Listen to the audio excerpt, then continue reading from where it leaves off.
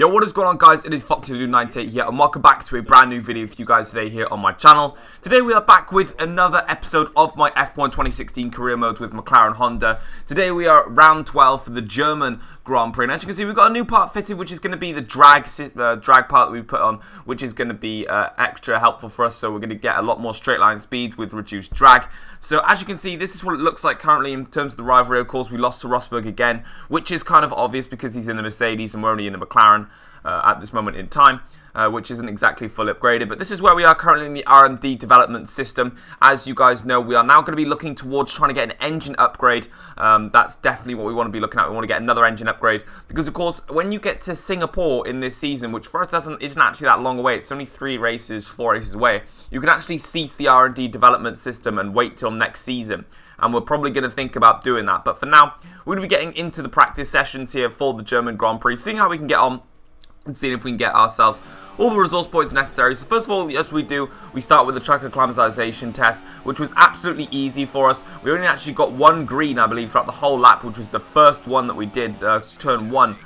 We got a green round there, so a very, very strong lap from us here, showing that we've got good knowledge. We start then with a tyre wear test, which I've suddenly got a lot better at, and you can see Valtteri Bottas there getting in my way a little bit, but he's not going to affect us. We do 1 green lap and then 3 purple laps, which is going to give us a purple score, giving us the maximum 50 resource points there for doing the track acclimatization test. And we move on then to the qualifying simulation run here on the super soft tyres, and everything went well again for us here in Germany, and we're going to be coming across the line to go and set our lap time there and beating the target that the team set us for the track acclimatization test, which is all good. So as you can see now, we are racking up the resource points, and that's exactly what we need to do. As you can see, I only got 20 plus points there for the track acclimatization. I did actually try it once before, but unfortunately the weather was actually, I believe it was intermediate conditions, and I only managed to get a good score. So when the track went dry, I decided to go out on a dry set of tyres and go and do the track acclimatization test again. Hence why I only got 20 points for that in the first place, because I already got 30 points. But we're now into qualifying here, and we are in Q1 at the moment.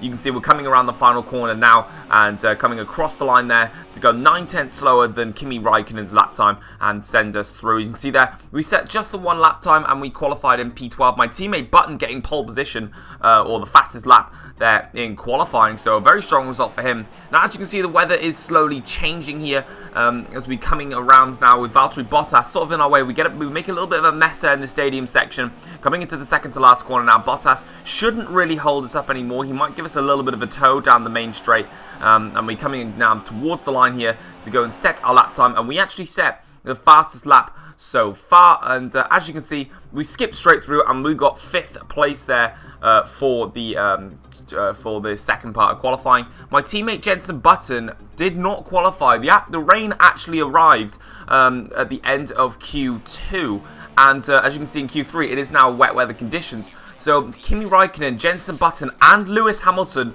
all succumbed to the weather and didn't set an early lap on the dry tyres, which was a silly mistake from them.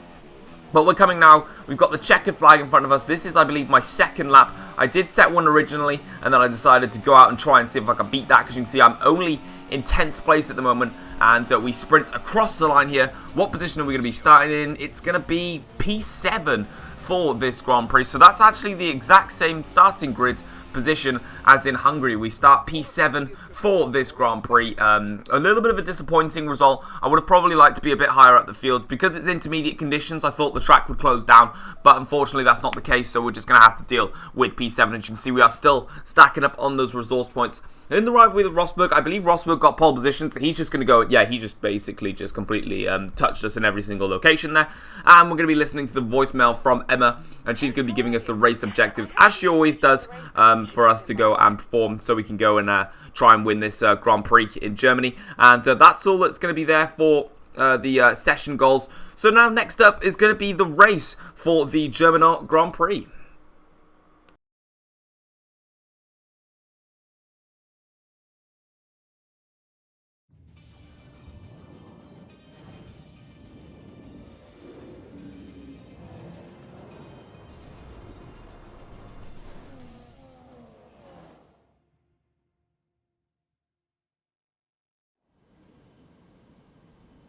there's nowhere at all I'd rather be today than here at Hockenheim for the German Grand Prix. We have an incredibly competitive field this year, which means we should be in for a treat. And judging by the sea of people filling the grandstands, there's a fair-sized chunk of Germany that agrees with me. We're racing in the Rhine Valley this weekend at the home of many of the sport's finest competitors.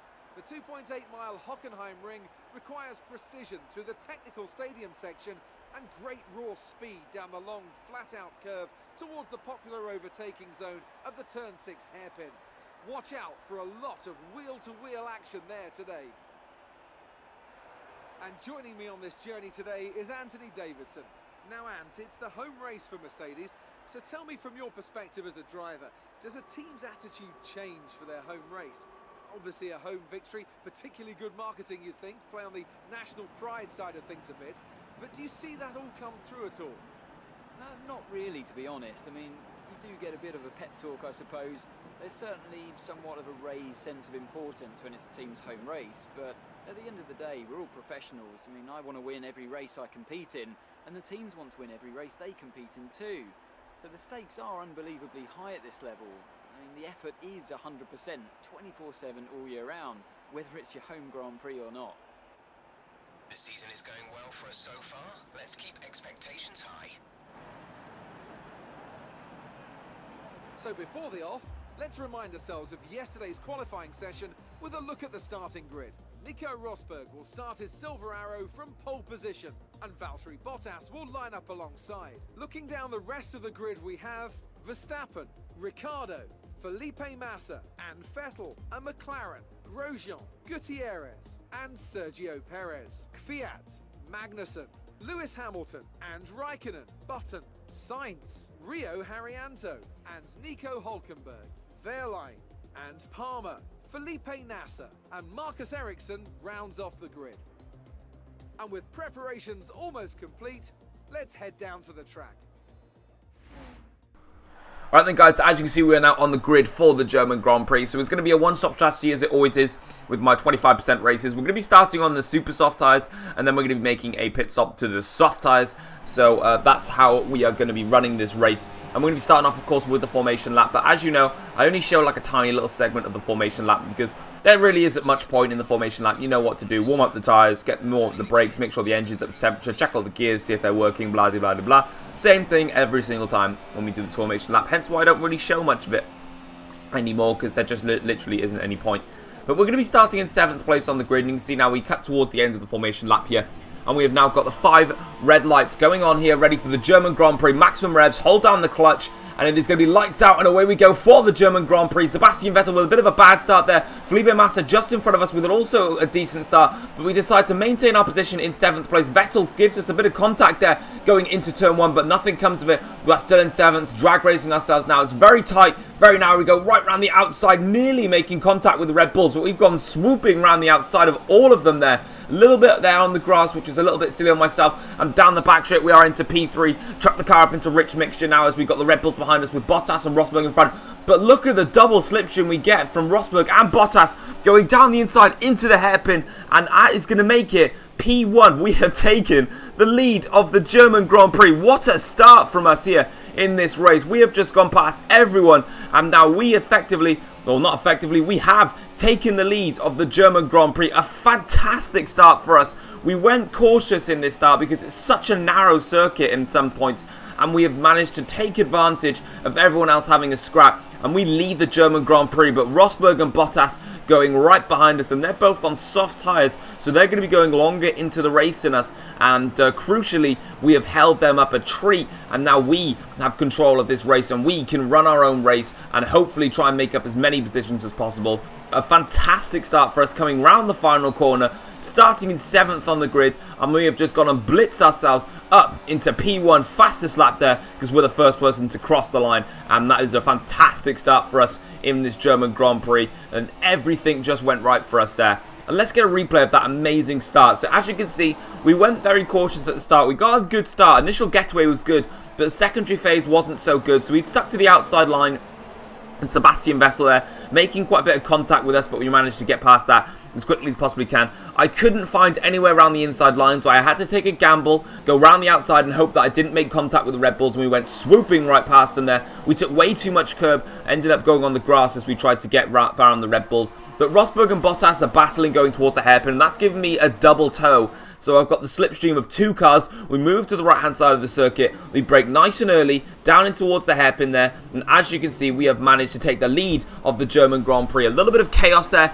And Ricciardo, I believe, getting caught up there with Felipe Massa in the background. And as we come blitzing it down now into this difficult left-hander, we have taken the lead, and Rosberg is going to be following us onwards. We make a little bit of mess of these corners. You see we get a snap of oversteer, and we have to correct that. Rosberg now right behind us as we head towards the stadium section here, and everything's still good though. We are in the lead. Bottas is also right behind us, so he's definitely going to want to start challenging, because these guys are definitely going to want to get ahead of me, because I'm going to be making an earlier pit stop than all of these two drivers, because they're on the soft tyres. I'm on the super soft tyres, so I'm definitely going to be coming in earlier. Around the final corner we go now, and as you can see there, Rosberg is in second, I am leading, Bottas is in third, Verstappen I believe is in fourth, Ricciardo's actually dropped down the order a bit. But we skip ahead now to lap 3 of the Grand Prix, and Nico Rosberg is still pressurising us, but Max Verstappen has now got past Bottas, and we set purple in the middle sector, so we're doing well, but Rosberg has definitely got the edge on us, and he is obviously faster in that Mercedes car. So we now start swooping past this stadium section here, and coming through this difficult set of corners here. Towards the final, second to last corner, we make a mess of it going super wide there with a lot of understeer. In the final corner, we managed to get that one sorted and get onto the curb. But Rosberg's got a fantastic run on us. He's going to go to the left-hand side of the circuit. I've given him that option. Braking down into turn 1, I go super wide, smash into the DRS sign. So no one's going to know when DRS is going to arrive now. And we managed to maintain our position. And our engineer has come up with a bit of a strategical change. We're going to be pitting on this lap, but it's our choice whether we want to go for the medium compound tyres or the soft tyres. And I thought I would go for the medium compound tyres because my super soft tyres have worn down quite dramatically. So I thought, why not go and pit for those set of tyres? We come towards the pits now here. We go super wide and go onto the gravel. My tyres have just gone off and we've had understeer everywhere. And now we're going to be one of the first drivers to make our pit stop and try something different and go for the medium compound tyres, which are the slowest tyre available for us to use. However, they are the most durable, and maybe we might be able to get something out of these medium compound tyres. But of course, we did not have the pace. As soon as we got that, as soon as we took the lead of the race, we just didn't have the pace. Rosberg was challenging me constantly on a slower compound of tyre. Max Verstappen was closing back in on me, and it was just not working out for me. So I definitely had to make that pit stop and come in for a brand new set of tyres as we now head down this long straight here. We're in 21st position with no one else pitting, apart from Grosjean, I think, who's pitted, unless he's had an incident. Felipe Massa in front of us on the super soft tyres. You can see the entire train of cars there as we now head down into the hairpin on lap 5 of this race, going super wide on the exit there. With our cold tyres and cold brakes, we've got to get them up to temperature. But we skip ahead now to lap 11 of the Grand Prix. We make a diving move around the inside of Nico Hülkenberg. Bottas, we're currently down in 5th position, and this is our actual place. After our pit stops and after everyone else on the AI setting much faster laps, we've lost out badly and we're down into 5th place at the moment. But we have got the likes of Raikkonen and Vettel trying to make moves on us, and even Nico Hülkenberg. We're being squeezed out everywhere. We brake super late going into the hairpin, go right round the outside, and we've managed to clear the 2 Ferraris. Luckily, both Ferraris didn't jump me in the pit stops. I believe it was Bottas, I think Hamilton somewhere, who started in like 14th, is ahead of us right now. So I don't know what's going on there, but we've just got to try and keep our noses in position. And as you can see now, we skipped to lap 12 of the Grand Prix. We're trying our hardest to catch Bottas. Bottas is actually getting away up front.